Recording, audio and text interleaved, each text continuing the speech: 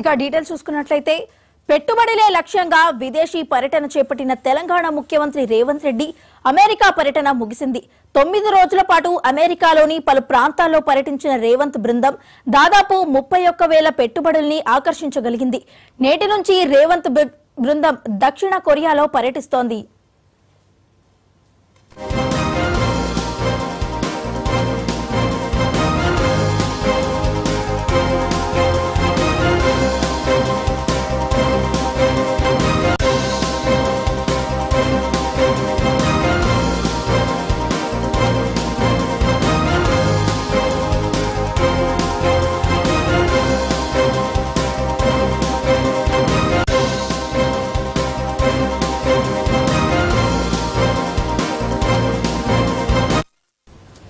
తెలంగాణ రాష్ట్రానికి పెట్టుబడుల్ని ఆకర్షించే లక్ష్యంతో ముఖ్యమంత్రి రేవంత్ రెడ్డి చేపట్టిన అమెరికా పర్యటన విజయవంతంగా ముగిసింది.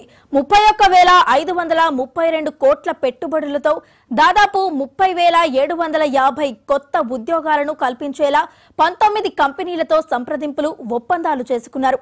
అమెరికా పర్యటన ముగించుకున్న రేవంత్ బృందం దక్షిణ కొరియాకు వెళ్లింది.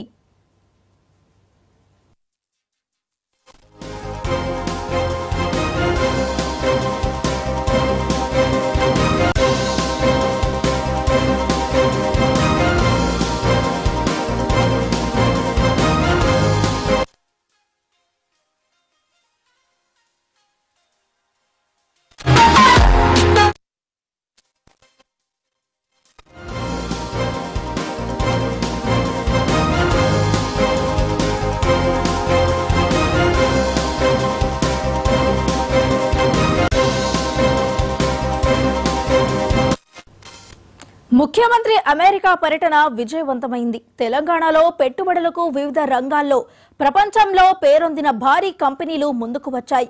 ఈ పర్యటనలో 31,532 కోట్ల రూపాయల పెట్టుబడులను సాధించి తెలంగాణ పెట్టుబడుల గమ్యస్థానంలో అమెరికాలోని పారిశ్రామికవేత్తల దృష్టిని ఆకర్షించింది.